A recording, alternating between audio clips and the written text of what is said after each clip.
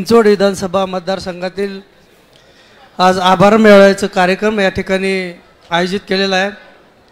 व्यासपीठावरून मान्यवर विक्रमी मताने निवडून येणारे आपले लोकप्रिय आमदार शंकर शेठ जगताप, तसेच माजी स्थायी समिती अध्यक्ष राजेंद्र राजापुरे, पिंपरी चिंचवड शहराचे माजी महापौर उषाताई डोरे, तसेच माजी सर्व माजी नगरसेवक आणि व्यासपीठावर सर्वच मान्यवर, आपण पाहिलं की सातत्याने आपण ज्या पद्धतीने या परिसरातून आपले पिंपळेगुरव सांगवी जुनी सांगवी या परिसरामधून सातत्याने आपण चांगल्या पद्धतीने मतदान केलं आणि आपला विक्रम हा कायमचा राहिलेला आहे। मला वाटतं गेले 25 ते 25 वर्ष आपल्या परिसराचं स्वर्गीय आमदार लक्ष्मणभाऊ जगताप यांनी नेतृत्व केलं आणि नेतृत्व केल्यानंतर त्यांच्या पाठोपाठ आता आपण असंच पुढं 20-25 वर्ष असंच शंकर शेठनी या परिसराचं नेतृत्व करावं अशा पद्धतीने आपण विक्रमी मतदान केलेलं आहे। म्हणून आता मी पाहिलं त्यानंतर 25 वर्षे 22-23 वर्षे जर भाऊंनी इथल्या परिसराचा विकास केला आणि त्या विकासाच्या कार्यक्रमामध्ये नंतर 1-2 वर्षामध्ये आदरणीय अश्विनी वहिनी यांनी कार्यकाल 2 वर्षे काढलं, 1.5 ते 2 वर्षे, आणि त्यांनी या भागाचा विकास केला। म्हणून त्यावेळेस पाहिलं की अश्विनीताईंच्या वेळेसुद्धा या परिसरातून मतदान करताना पिंपळेगुरव सांगवी मतदान होत असताना मला वाटतं बऱ्यापैकी त्यांचंसुद्धा नाना काटे अपोजिट होते, राहुल कलाटे त्यावेळेससुद्धा अपोजिट होते, त्यांच्यामध्ये 10,000चं लीड होतं। त्या 10,000च्या लीडमध्ये चांगल्या पद्धतीने ते निवडून आल्यानंतर आता आपलं मत इथे शंकर शेठ जगताप यांना मिळताना जवळजवळ 15,000चं लीड आहे। या पिंपळेगुरव परिसरामधून 15,000चं लीड असताना मला वाटतं 1,03,865 मतं शंकर शेठला पडलेत आणि विक्रमी मताने निवडून आलेले आहेत।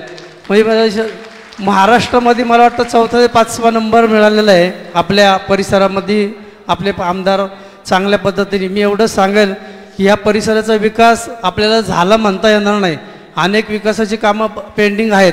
मी सांगेल की येणाऱ्या काळामध्ये आमदारांना मी आत्ताच सांगतो, आपल्या ज्या काही अडचणी ह्या ज्या पूर्वीच्या राहिलेल्या आहेत त्या त्यांनी त्यांचा प्रयत्न करून निश्चितपणे सोडवतील। पण त्यांच्या मी आता आपल्या सर्वांच्या समोर मी निश्चितपणे सांगतो की अनेक अडचणी आपल्या परिसरामध्ये आपल्याला वाटतं काँक्रिटीकरण झालं म्हणजे कामं झालेत, नाही। आपल्याकडं महिला भगिनी ह्या ठिकाणी आहेत, पाणी दिवसाआड येतं आहे। पूर्वी पाणी 24 तास म्हणजे जवळजवळ रेग्युलर येत होतं, रोज मिळायचं। आता 2 दिवसांनी एक दिवसाआड पाणी येतं। हेच पाणी रेग्युलर झालं पाहिजे हे महिलांची अपेक्षा आहे।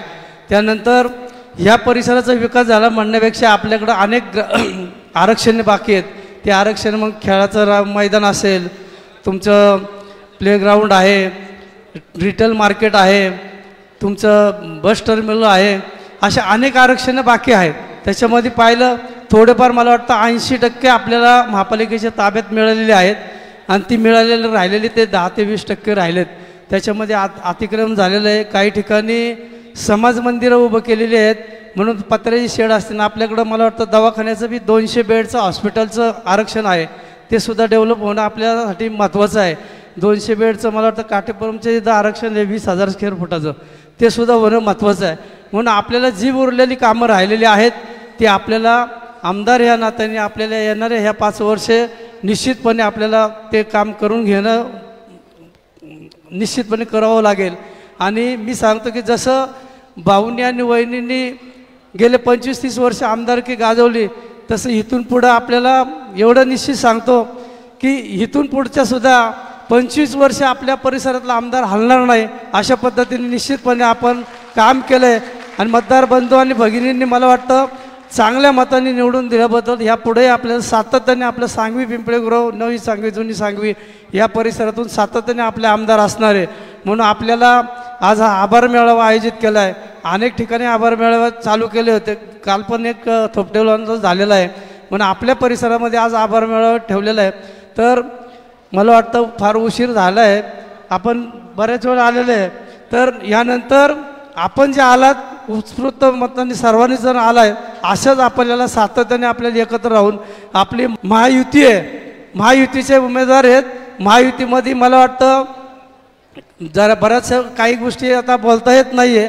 महायुतीमध्ये आपले जे उमेदवार आहेत, मला वाटतं माजी मुख्यमंत्री काळजीभाऊ मुख्यमंत्री आता आहेत, शिंदे गटांचं आहेत, अजितदादा गट आहे, RP आहे, रामदास आठवले गट आहे. आणि असे गट असताना हे महायुतीचे उमेदवार म्हणून आपले उभे होते, म्हणून विक्रमी मताने आपण निवडून आलेलो आहे. आणि सर्वांनी मन लावून काम केलेलं आहे. मन लावून काम केल्यामुळे विक्रमी मत झालं. ह्याच्यापुढे जास्तीत जास्त आपल्याला चांगले मतं पुढे मिळतील आणि महापालिका आपल्या कशी ताब्यात राहील ह्याच्याकरता आपल्याला निश्चितपणे आपल्या आमदारांनी प्रयत्न केले पाहिजेत. आणि जसं आत्तापर्यंत आपण एकत्र आलो आहे असं एकत्र येऊन महापालिका आपल्या ताब्यात राहिली पाहिजे. अशा पद्धतीने ज्यावेळेस महापालिका ताब्यात राहील तर त्यावेळेस निश्चितपणे आपल्या चांगल्या पद्धतीने आपल्याकडचा महापौर होऊ शकतो, चेअरमन होऊ शकतो, आपल्याला चांगला निधी होऊ शकतो आणि निधी आल्यानंतर आपल्या परिसराचा चांगला विकास होऊ शकतो. म्हणून आजच्या प्रसंगी मी अधिक न बोलता थांबतो. जय हिंद, जय महाराष्ट्र.